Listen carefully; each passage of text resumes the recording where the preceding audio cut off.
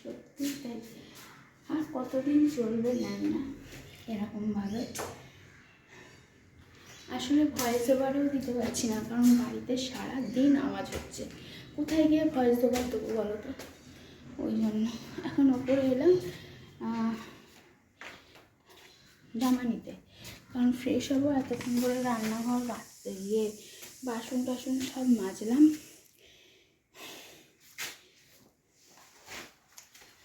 রাতেই মেজে রাখি, কিন্তু কালকে আর সময় হয়নি সব কিছু করা। তা দেখি আলমারিটা খোলা যায় কিনা। এত জামা কাপড় যে নিচে নিয়ে নেওয়া যায়। এই দিকটা বলেছিলাম একটু ফাঁকা রাখ। দেখো কতটুকু জায়গা, এখান থেকেই নিতে হবে। দাঁড়াও আমি নিয়ে নিই। জামা কাপড় নেওয়া হয়ে গেছে। Hello, good morning, welcome to my channel সুচিস্মিতার লাইফস্টাইল। আরও একটা নতুন ব্লগে তোমাদের স্বাগত জানাই। সবাই কেমন আছো? আশা করি সবাই ভালো আছো। আমারও চলে যাচ্ছে টুকটুক করে। অনেক দিন বাদে সকালে ভয়েস দিলাম, কারণ এখন মিস্ত্রিরাও আসেনি, আর এখন আমি একটু উপরে এসেছি তাই। আর কালারটা এখন তোমাদের আমি দেখাচ্ছি না, ঘরের কালারটা, কারণ এখন বুঝতে পারবে না। এখন চারিদিকে জিনিসপত্র এদিক থেকে ওদিক হয়ে আছে। তো পুরোটা আশা করি দুদিনের মধ্যে আমার ঘরটা পরিষ্কার হয়ে যাবে, তখন তোমাদের সাথে সব কিছু শেয়ার করে দেবো। চলো আমি এখন ফ্রেশ হই, কারণ আজকে মাছ নেই। তো বরকে মানে মিস্টার ব্যানার্জিকে ঝাঁকিয়ে বাজারে পাঠাতে হবে, তার জন্য চাটা বসাই, কারণ সে চা না খেয়ে কোথাও যেতে পারে না। তো চলো আবার পরে কথা হচ্ছে।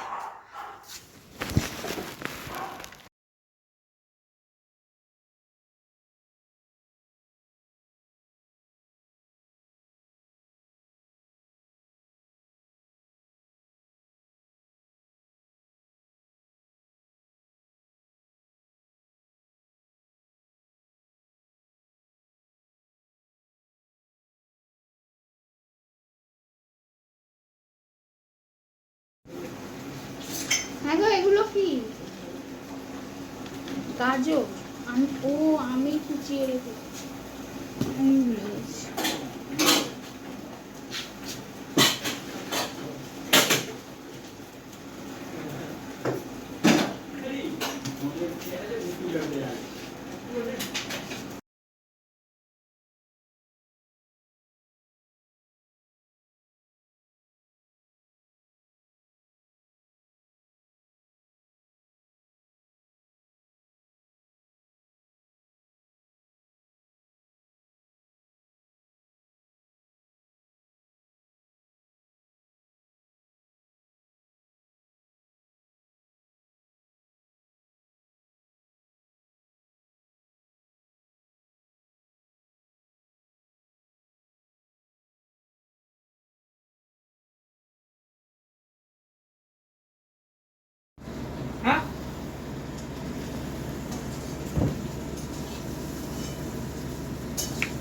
ওঠ, বিছানাটা পাতা হয়েছে, শুয়ে পড়লি।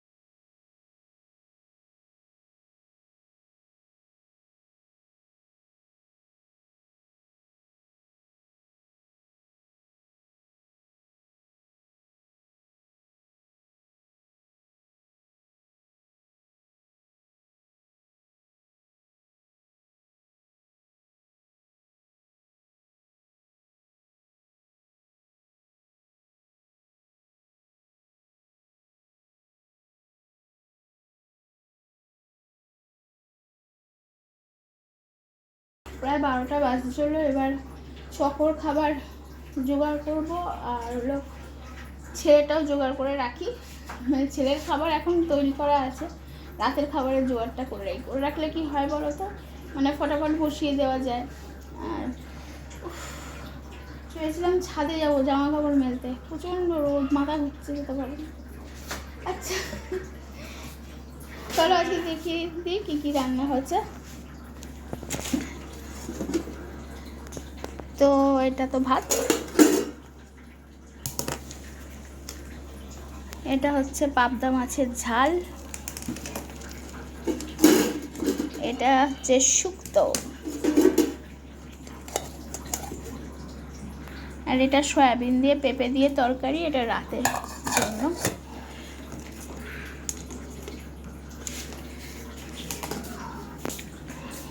আর এখন এই চিকেনটা বার করব, চকোবুড়োর হবে। আমাদের সবসময়ই চিকেন থাকে বাড়িতে চকোর জন্য। নিয়ে নেব কতগুলো, ছোট ছোট পিস করে নিই আমি, তাতে সেদ্ধও হয় আর অসুবিধাও হয়। চলো খাবারটা বসিয়ে দিই। এবারে চকো যখন আসে, মানে যখন ও 1 মাসের বাচ্চা আর কি, তখনও ডগ ফুডগুলোই খেত। সেগুলো ভিজিয়ে একদম নরম করে রাখা হতো, কারণ ও তখন 1 মাসের, ওর দাঁত বেরোয়নি। ওকে যখন 1-1.5 বছর হয় তখন ডাক্তারে বলে যে ওকে এবার চিকেন দিতে পারেন। এবার ওকে আমি সমস্ত সবজি দিয়ে চিকেন খাওয়াই শিখিয়েছি, কিন্তু তার 2 মাস বাদেই আমি প্রেগনেন্ট হয়ে যাই। আর চকোকে তখন আমার পক্ষে দেখা একটু ডিফিকাল্ট ছিল। এমনি চুল আঁচড়ে দেওয়া বা এমনি টুকটাক ওকে খেতে দেওয়া, এগুলো ছাড়া আমার তখন কিছু করার ছিল না। পুরোটাই ছিল আমার মাসি শাশুড়ির ওপরে। এবার মাসি শাশুড়ি ভালোবাসে পশু পাখি, সেও খুব ভালোবাসে, সে চকোকে যত্নই করতো, আমি বলবো না যে যত্ন করতো না। কিন্তু ওকে যে আমি সবজি শুধু না, ওকে আমি মাছ, ডিম সব খাওয়াই প্র্যাকটিস করিয়েছিলাম। বাড়িতে কাঠের মিস্ত্রির কাজ করছিল, আর আমার প্রচুর রেস্ট্রিকশন ছিল প্রেগনেন্সিতে। আমি 2বার বেশি 3বার মানে সিঁড়ি দিয়ে ওঠানামা করতে পারবো না, আমাকে খানিকটা শুয়ে থাকতে হবে, কোনো কিছু মানে হাঁটাটাও রেস্ট্রিকশনের মধ্যে ছিল। তো আমি ওকে সেইভাবে তখন দেখতে পারিনি। ওকে সবাই যা খেতে দিয়েছে, মানে মাসি শাশুড়ি বলবো না ওকে ঠিকঠাক করে খেতে দেয়নি, খুবই খেতে দিয়েছে, কিন্তু কি হয় ওর জন্য আবার সবজি সেদ্ধ করা বা মাছের কাঁটা বেছে দেওয়া, সেগুলো একটা পেট প্যারেন্টস ছাড়া সম্ভব নয়। তখন মাসি ওকে চিকেনটাই পুরোপুরি অভ্যেস করিয়ে দেয়, যে চিকেন সেদ্ধ করে ওকে দিয়ে দিত এরকমভাবে ডালের সাথে, মুসুরি ডালের সাথে, তো আর কিচ্ছু দিত না। তো ছোটো থেকে ওটাই ওর অভ্যেস হয়ে গেল। এখনও পুরো সবজি খেতে চায় না, তবু গাজরটা আমি ম্যাশ করে দেওয়ার চেষ্টা করি যাতে ও বুঝতে না পারে। গাজরটা আমি এখন তা ওকে খাওয়াই, গাজর বলো লাউ বলো, কিন্তু আজকে দুটোই বাড়িতে নেই, তো কী আর করা যাবে। আর ওটাই ওর অভ্যেস হয়ে গেছে। এখনও চিকেন ছাড়া কিচ্ছু খায় না, ডিমও খায় না, মাছও খায় না। মানে আমি যদি মানে জম নিতেও চলে আসে, তার আগে বলতে হবে আমার কুকুর, মানে আমার চকর অন্তত মাংসটা এনে দিচ্ছি, তারপর, কারণ ও খেতে খাবে না। তো এই হয়ে গেছে ব্যাপার। আর চকর খাবার বসে গেছে, আর হলো এটা একটু চকর থেকে আমি ধার নিলাম, এটা নিজের জন্য একটু কিছু বানাবো। আর কারণ পাবদা মাছ খেয়ে খেয়ে আমার মাথা ঘুরে যাচ্ছে, আর এটা ছেলের সবজি, এটা ছেলে রাতে খাবে ডিনারে। তো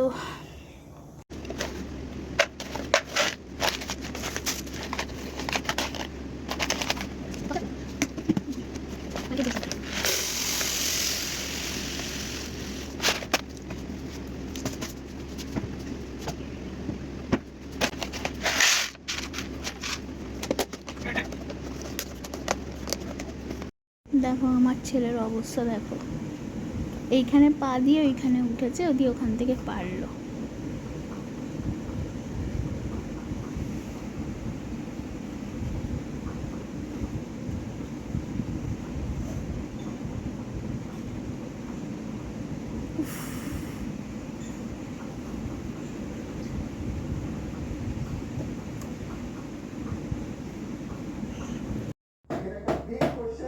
ব্যাখ্যাটা অনেক বড়, আমি আজকের কাছে একটু সংক্ষেপে বলছি। চীনের উদ্দেশ্যটা খুব পরিষ্কার।